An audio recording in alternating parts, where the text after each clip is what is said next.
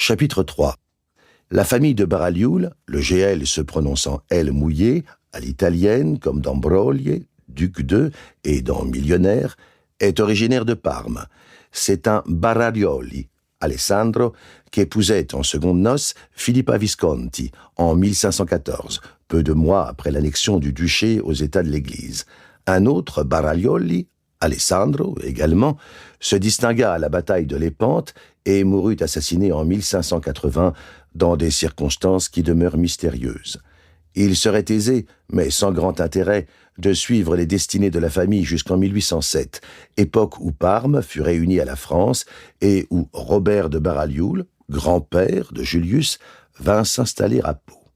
En 1828, il reçut de Charles X la couronne de comte, couronne que devait porter si noblement un peu plus tard Juste Agénor, son troisième fils. Les deux premiers moururent en bas âge, dans les ambassades où brillait son intelligence subtile et triomphait sa diplomatie. Le deuxième enfant de Juste Agénor de Baralioul, Julius, qui depuis son mariage vivait complètement rangé, avait eu quelques passions dans sa jeunesse, mais du moins pouvait-il se rendre cette justice que son cœur n'avait jamais dérogée. La distinction foncière de sa nature et cette sorte d'élégance morale qui respirait dans ses moindres écrits avaient toujours empêché ses désirs sur la pente où sa curiosité de romancier leur eût sans doute lâché bride. Son sang coulait sans turbulence, mais non pas sans chaleur, ainsi qu'en eussent pu témoigner plusieurs aristocratiques beautés. Et je n'en parlerai pas ici si ses premiers romans ne l'avaient pas clairement laissé entendre, à quoi ils durent en partie le grand succès mondain qu'ils remportèrent. La haute qualité du public susceptible de les admirer leur permit de paraître, l'un dans le Correspondant, deux autres dans la Revue des Deux Mondes. C'est ainsi que, comme malgré lui, encore jeune, il se trouva tout porté vers l'Académie.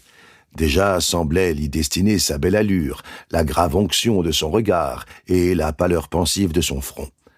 Antime professait grand mépris pour les avantages du rang, de la fortune et de l'aspect, ce qui ne laissait pas le mortifier Julius. Mais il appréciait chez Julius certains bons naturels et une grande maladresse dans la discussion, qui souvent laissait à la libre pensée l'avantage. À 6 heures, Antime entend stopper devant la porte la voiture de ses hôtes. Il sort à leur rencontre sur le palier. Julius monte le premier. Avec son chapeau Kronstadt, son pardessus droit à revers de soie, on le dirait en tenue de visite, non de voyage, n'était le châle écossais qu'il porte sur l'avant-bras. La longueur du trajet ne l'a nullement éprouvé. Marguerite de Baralioul suit, au bras de sa sœur. Elle, très défaite, au contraire, capote et chignon de travers, trébuchant aux marches, un quartier du visage caché par son mouchoir qu'elle tient en compresse. Comme elle approche d'Antime, Marguerite a un charbon dans l'œil, glisse Véronique. Julie, leur fille, gracieuse enfant de 9 ans, et la bonne, qui ferme la marche, gardent un silence consterné.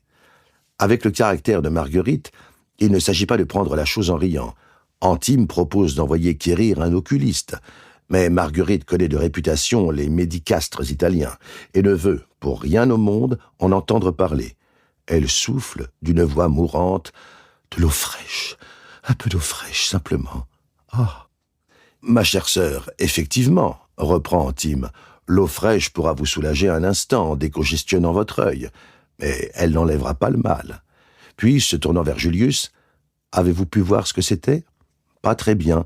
Dès que le train s'arrêtait et que je me proposais d'examiner, Marguerite commençait de s'énerver. »« Mais ne dis donc pas cela, Julius, tu as été horriblement maladroit. Pour me soulever la paupière, tu as commencé par me retourner tous les cils.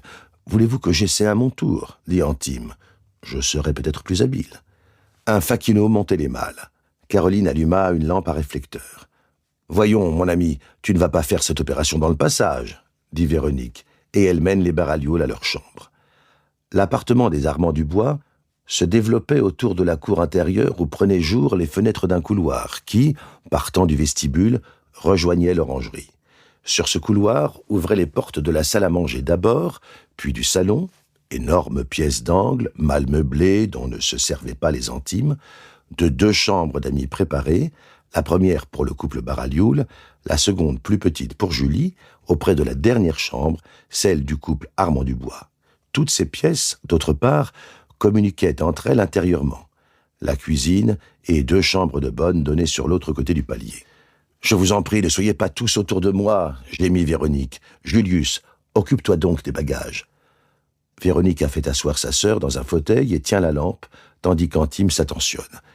Le fait est qu'il est enflammé. Si vous retiriez votre chapeau. Mais Marguerite, craignant peut-être que sa coiffure en désordre ne laisse paraître ses éléments d'emprunt, déclare qu'elle ne le retirera que plus tard. Un chapeau cabriolet à bride ne l'empêchera pas d'appuyer sa nuque au dossier. « Alors vous m'invitez à sortir la paille de votre œil avant d'ôter la solive qui est dans le mien ?» dit Antime avec une sorte de ricanement. Voilà qui me paraît bien contraire aux préceptes évangéliques. Ah, je vous en prie, ne me faites pas trop chèrement payer vos soins. Je ne dis plus rien. Avec le soin d'un mouchoir propre, je vois ce que c'est. N'ayez pas peur, Crénon. Regardez au ciel. La voici. Et Antime enlève à la pointe du mouchoir une escarbille imperceptible. Merci, laissez-moi maintenant. J'ai une affreuse migraine. Tandis que Marguerite repose, que Julius déballe avec la bonne et que Véronique surveille les préparatifs du repas, Antime s'occupe de Julie qu'il a emmenée dans sa chambre. Il avait quitté sa nièce toute petite et reconnaît mal cette grande fillette au sourire déjà gravement ingénu.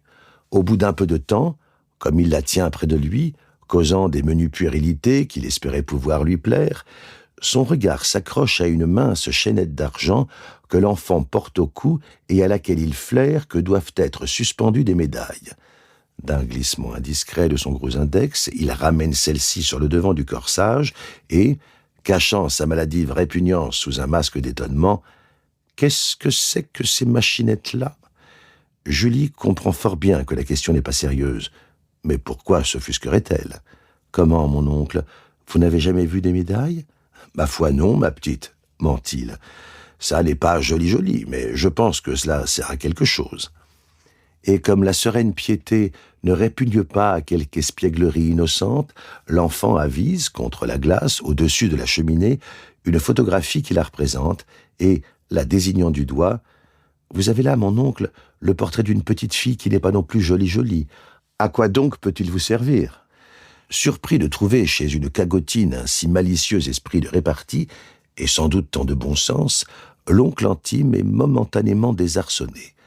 Avec une fillette de 9 ans, il ne peut pourtant pas engager une discussion métaphysique. Il sourit. La petite aussitôt, se saisissant de l'avantage et montrant les piécettes saintes, « Voici, dit-elle, celle de Sainte Julie, ma patronne, et celle du Sacré-Cœur de notre... »« Du bon Dieu, tu n'en as pas une ?» interrompt absurdement Antime. L'enfant répond très naturellement, « Non, du bon Dieu, on n'en fait pas. Mais voici la plus jolie. C'est celle de Notre-Dame de Lourdes, que m'a donnée la tante Fleurissoire. Elle l'a rapportée de Lourdes. Je l'ai mise à mon cou le jour où petit père et maman m'ont offerte à la Sainte Vierge. » C'en est trop pour Antime. Sans chercher à comprendre un instant ce qu'évoquent d'ineffablement gracieux ces images, le mois de mai, le blanc et le bleu cortège des enfants, il cède à un maniaque besoin de blasphème. « Elle n'a donc pas voulu de toi, la bonne Sainte Vierge, que tu es encore avec nous ?» La petite ne répond rien. Se rend-elle compte déjà qu'à de certaines impertinences, le plus sage est de ne rien répondre? Au reste, qu'est-ce à dire? Après cette question saugrenue, ce n'est pas Julie, c'est le franc-maçon qui rougit. Trouble léger, compagnon inavoué de l'indécence, confusion passagère que l'oncle cachera en déposant sur le front candide de sa nièce un respectueux baiser réparateur. « Pourquoi faites-vous le méchant, l'oncle Antime ?» La petite ne se méprend pas. Au fond, ce savant impie est sensible.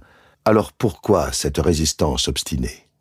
À ce moment, Adèle ouvre la porte. « Madame réclame mademoiselle. » Apparemment, Marguerite de Baralioul redoute l'influence de son beau-frère et se soucie peu de laisser longtemps sa fille avec lui. C'est ce qu'il osera lui dire, à demi-voix, un peu plus tard, tandis que la famille se rend à table. Mais Marguerite lèvera sur Antime un œil encore légèrement enflammé. « Peur de vous? Mais, cher ami, Julie aurait converti 12 de vos pareils avant que vos moqueries aient pu remporter le plus petit succès sur son âme. Non, nous sommes plus solides que cela, nous autres. Tout de même, songez que c'est une enfant. Elle sait tout ce qu'on peut attendre de blasphème d'une époque aussi corrompue et dans un pays aussi honteusement gouverné que le nôtre. Mais il est triste que les premiers motifs de scandale lui soient offerts par vous, son oncle, que nous voudrions lui apprendre à respecter.